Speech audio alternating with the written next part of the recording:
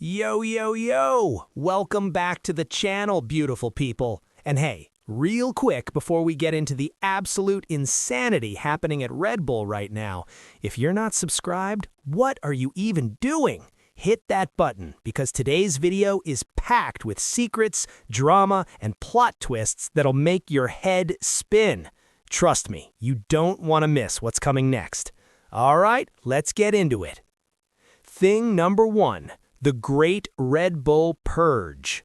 Okay, so picture this. You wake up one morning, check your F1 news, and suddenly 4 senior Red Bull staff members are just gone, vanished, disappeared like they entered the witness protection program. We're talking about Joanna Fleet, HR director for 13 years. That's basically a lifetime in F1 terms. Julia George, Partnerships Director, Simon Smith-Wright, Group Marketing Director, Alice Hedworth, Senior Communications Manager. Now, I can already hear some of you saying, okay, people leave jobs, companies restructure, what's the big deal? Oh, sweet summer child, let me explain why this is massive. These weren't just employees clocking in and out. These were the architects of Red Bull's modern era. Joanna Fleet, she was there through 13 years of ups and downs. She handled HR during multiple championship runs. She was there during the scandals, the controversies, the internal battles. She probably knows where all the bodies are buried, metaphorically speaking, of course. Julia George managed partnerships during Red Bull's most dominant period. When sponsors were lining up to put their logos on the fastest car in F1, she was the gatekeeper. When things got rocky, she kept those relationships alive. Simon Smith-Wright, Group Marketing Director. This is the guy who helped build Red Bull's brand image, the aggressive, innovative, we don't play by your rules identity that makes Red Bull, well, Red Bull. And Alice Hedworth, in communications, she's been managing the narrative. Every press release, every crisis, every Christian Horner says what now moment, she was part of the team controlling that message. These people didn't just work at Red Bull, they built the Red Bull culture. They were the institutional memory, the ones who knew how things really worked behind the scenes. And now, they're all gone, at the same time. This isn't downsizing, this isn't cost-cutting, this isn't, we're just reorganizing a bit. This is a purge. Now here's where it gets really juicy. Why would Red Bull do this? Why would they remove people who've been so crucial to their success? The answer is simple. New era, new leadership, new rules. Enter Laurent Mekies and Oliver Mintzlaff. Mekies is the new team principal, and Mintzlaff is Red Bull's motorsport overlord. These guys didn't just inherit Red Bull racing, they're reprogramming it. They're not interested in maintaining what Christian Horner built, they're interested in building something new. And that means bringing in their people loyal to their vision, people who think the way they think. It's like when a new CEO takes over a company and immediately starts replacing the old guard. Thanks for your service, love what you did, here's a nice severance package, don't let the door hit you on the way out. Is it brutal? Absolutely. Is it ruthless? 100%. Is it very, very Red Bull? You better believe it. Because here's the thing about Red Bull Racing, they don't do anything halfway. When they commit to change, they commit fully. It's scorched earth. It's burn it all down and rebuild from the ashes. Think about it. Red Bull is transitioning from being just a racing team to being a full constructor with their own engine. That's a massive shift in identity. That requires a different organizational structure, different priorities, different people. The Horner era was about building Red Bull into a championship-winning machine with customer engines. That mission? Accomplished. 4 consecutive championships, multiple driver titles, domination. But the Mekies-Mintzlaff era is about something different. It's about Red Bull becoming a complete motorsport powerhouse. engine manufacturer, constructor, political force in F1, a team that controls its own destiny from the chassis to the power unit. And that requires people who understand that vision, who can execute it, who don't have loyalties to the old way of doing things. So yeah, the old guard had to go. It's cold, it's calculated, but it might just be genius. Because while everyone else is worried about the human drama, Red Bull is positioning itself for long-term domination. They're playing chess while everyone else is arguing about checkers. Thing number 2, Max Verstappen's poker face is terrifying. Alright, let's talk about the most suspicious behavior I've seen since my friend claimed he was just going to the gym and came back with a whole new wardrobe. Max Verstappen. After the Barcelona shakedown, which, for those who don't know, was the first real test of these bonkers new 2026 cars, the paddock was buzzing with driver complaints. The car feels weird, the balance is unpredictable, the active aero is like driving with a mind of its own. I can't feel what the car wants to do. This is so different from anything we've driven before. Drivers were sweating, engineers were stressed, team principals were giving very careful, very diplomatic answers about learning processes and adaptation periods. And then there's Max. Max looked like he just came back from a 2-week vacation in the Maldives, relaxed, calm, almost bored with how easy everything seemed. His comments were measured. Yeah, it's different. We're learning. Long way to go. Standard PR stuff.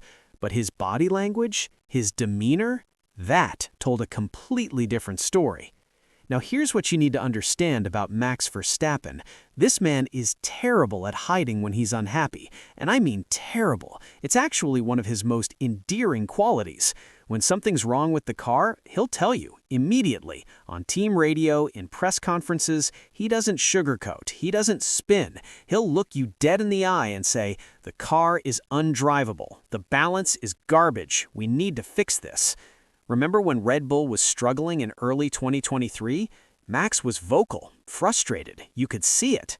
But when Max is calm, when he's giving vague answers, when he's smiling that little knowing smirk, that's when you should be absolutely terrified. Because Max Verstappen doesn't hide his struggles, Max hides his advantages.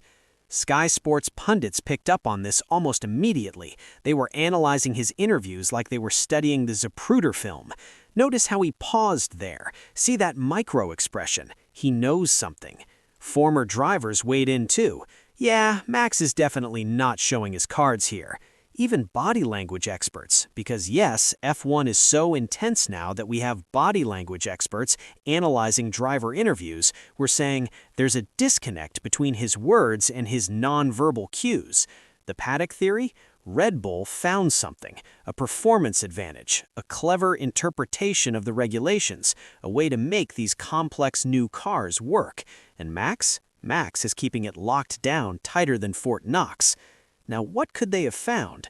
Well, the 2026 regulations are completely different from anything we've seen before. The cars have active aerodynamics, front and rear wings that change configuration during the lap, 50% electric power, massive increase in electrical energy deployment, new chassis philosophy, different weight distribution, different packaging, simplified front wings but more complex overall aero systems. It's a blank canvas, and Red Bull, they love blank canvases. Remember the flexi floors that had everyone crying to the FIA? Red Bull. Remember the clever suspension tricks that everyone tried to copy? Red Bull. Remember the aero-elasticity that technically wasn't illegal but made everyone mad? Red Bull. This team has a history of finding loopholes, exploiting gray areas, and pushing regulations to their absolute limit. They don't cheat, they just interpret reality more creatively than everyone else. And now they have completely new regulations to play with, new rules about active aero, new electrical systems, new opportunities to be clever. What if Red Bull figured out how to make the active aero work more effectively than rivals? What if they found a way to deploy electrical energy more efficiently? What if their chassis philosophy just works better with these new rules? Max's poker face suggests they found something, and the longer he keeps quiet about it, the longer rivals are flying blind. This is psychological warfare at its finest. By keeping everyone guessing, Red Bull forces other teams to make decisions without complete information. Do you copy what you think Red Bull is doing? Do you go your own way? Do you panic and change direction? Meanwhile, Red Bull just keeps developing, keeps improving, keeps building on their advantage.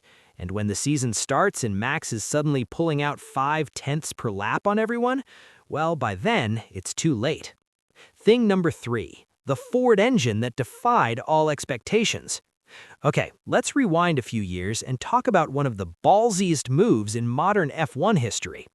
After Honda decided to leave Formula One at the end of 2021, Red Bull had a problem, a massive problem. They needed an engine. Their options were 1. Become a customer team to Mercedes, Ferrari, or Renault. Awkward. 2. Convince another manufacturer to join F1. Good luck with that. 3. Build their own damn engine. What? Red Bull chose option 3. The entire F1 world collectively said, "Are you insane?" And to be fair, it seemed crazy. Building an F1 power unit isn't like building a gaming PC. You can't just watch a YouTube tutorial and order parts off Amazon. It requires hundreds of millions in investment, years of development time, hundreds of specialized engineers, massive facilities, testing infrastructure, unbelievable technical expertise. And even then, there's no guarantee it'll be competitive. Just ask Honda how long it took them to build a winning engine when they came back to F1. Years of pain, embarrassment, and Fernando Alonso memes. But Red Bull said, "Hold my energy drink. We're doing this." They built a massive engine facility in Milton Keynes. They poached engineers from Mercedes, Ferrari, Honda. They partnered with Ford, yes, the legendary American manufacturer, to badge the engine and provide additional expertise. They poured hundreds of millions into this project. The financial commitment alone was staggering. If this failed, it would be one of the biggest disasters in F1 history. The skeptics were loud. They can't just build an engine. Do they even understand how complex this is? This is going to be a disaster. They'll be lucky to finish races. And then Barcelona happened. The numbers came out. Red Bull completed 303 laps during the Barcelona shakedown with their brand new Ford-badged power unit. Let that sink in for a second. 303 laps. That's the equivalent of running more than 4 full race distances, with a completely new engine design, under completely new regulations, with 50% of the power coming from electric motors, a massive increase from current cars, with brand new hybrid systems, new cooling requirements, new everything. For a first proper shakedown, that's not just good, that's exceptional. That's "we actually know what we're doing" level performance. Other teams were out there being super careful with their new power units, managing mileage, avoiding stress, treating their engines like newborn babies. We ran 50 laps today, very pleased with the progress. Completed 80 laps, learned a lot about the system. Had to cut the session short due to a precautionary sensor issue. Meanwhile, Red Bull is just casually stacking up 300+ laps like it's nothing. "Yeah, we're good, engine solid, we'll just keep running, no big deal." The confidence is staggering. And here's why this matters so much for 2026. These new engines are complex, thermally demanding, software dependent. The electrical side is now critical to performance. One failure, one reliability issue, and you're taking grid penalties. You're starting from the back. You're losing points. You're hemorrhaging championship opportunities. In recent years, we've seen multiple teams suffer from engine penalties. Taking new components, starting from the pit lane, it kills championship campaigns. But if Red Bull starts 2026 with a reliable power unit, they don't have to manage anything. They can push maximum attack every single session, every single lap, every single race. They can go full qualifying mode whenever they want because they're not worried about component life. They can develop aggressively because they have a solid foundation. And when Max Verstappen has a car he can push to the absolute limit without worrying about reliability, Yeah, the rest of the grid might as well start fighting for second place. Plus, there's the psychological advantage. Red Bull just proved everyone wrong. They built a competitive engine from scratch. They did the impossible. That kind of vindication, that's powerful. It energizes the team. It silences critics. It puts rivals on notice. Red Bull isn't just a racing team anymore. They're a full constructor. They control their own destiny. They don't answer to engine suppliers. They don't wait for upgrades. They build their own solutions. That independence, that's priceless in Formula One. Thing number 4, the number 3, Max's secret weapon. All right, final thing, and some of you might think this is minor, but trust me, in Formula One, nothing is minor. Everything has meaning. Max Verstappen is changing his racing number from 33 to 3 for the 2026 season. So what, you ask? It's just a number change. Who cares? Oh, you sweet, innocent soul. Let me explain why this matters. First, some context. In F1, drivers can choose their permanent racing number once they've competed in their first race. Most drivers pick numbers that have personal significance. Max originally chose 33, partly because 3 is his favorite number, and doubling it was a way to make it unique. He's used 33 for years, through multiple championships, through countless wins. It's become part of his brand. You see 33, you think Verstappen. But for 2026, he's switching to just 3. Why does this matter? Reason 1, personal significance. Number 3 is Max's favorite number. It always has been. It's the number his father, Jos Verstappen, used during his racing career. There's family history there, legacy, connection. By switching to 3, Max is going back to his roots. It's like putting on your favorite lucky shirt before a big exam. It's comfort, it's power, it's identity. Reason 2, fresh start energy. Max is essentially saying, new regulations, new era, new chapter. I'm resetting myself too. After years of dominance with 33, switching numbers is symbolic. It's a statement that 2026 isn't just a continuation of what came before. It's the start of something new. It's Max reclaiming his original identity while stepping into a new phase of his career. Reason 3, legacy and iconography. Number 3 is iconic in motorsport. It's clean, it's simple, it's classic. Throughout racing history, legendary drivers have worn single-digit numbers. As Max builds his legacy, potentially on his way to becoming the most successful F1 driver ever, every detail of his personal brand matters. Number 3 is more memorable, more iconic, more legendary than 33. Reason 4, psychological warfare. Yes, even a number change can be psychological warfare in F1. By changing his number for this massive regulation change, Max is sending a message to the grid. I'm not resting on past success. I'm hungry for this new era. I'm ready to dominate again. It shows confidence. It shows intent. It shows that Max isn't worried about adapting to new regulations. He's excited about them. Reason 5, marketing and brand. Let's be real. F1 is also a business. Number 3 looks better on merchandise. It's cleaner for logos. It's easier for fans to replicate. It's more marketable globally. Red Bull definitely thought about this.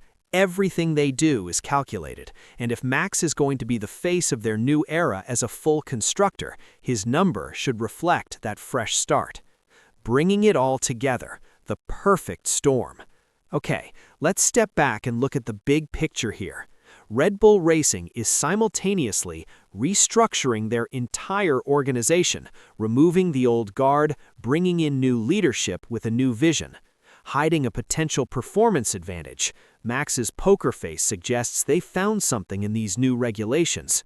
Proving their engine gamble paid off, 303 laps of reliability when everyone expected disaster. Resetting their identity, even Max changing his number shows this is a new era. This isn't coincidence, this isn't luck, this is orchestration. Red Bull is positioning themselves for long-term dominance in a completely new era of F1. While other teams are adapting to new rules, Red Bull is redefining themselves entirely. They're not defending their empire, they're building a new one. And historically, that's even more dangerous. Think about it. When a team is defending championships, they can get complacent, conservative, protective. But when a team is building towards something, they're hungry, aggressive, innovative. Red Bull just cleared house organizationally. They proved their engine works. Their star driver is playing mind games. They're showing quiet confidence while rivals are publicly struggling. All the pieces are falling into place. Now, I'm not saying 2026 is guaranteed Red Bull dominance. Mercedes will be strong. They always are. Ferrari will be dangerous. They have the resources and talent. McLaren is hungry after recent success. But Red Bull? They're not worried. And when Red Bull isn't worried, everyone else should be. All right, that's your 4 secrets. 4 massive changes happening at Red Bull that could completely reshape the 2026 season and beyond. So what do you think? Is this the start of another Red Bull dynasty, or are they overplaying their hand? Are Max's mind games real or just speculation? Drop your hottest takes in the comments below. And seriously, if you made it this far and you're still not subscribed, what are you doing? Hit that button, turn on notifications, because 2026 is going to be absolute chaos, and you don't want to miss a single second of it. Thanks for watching, everyone. Keep your tires warm, your drama hot, and your conspiracy theories spicy. See you in the next one. Peace.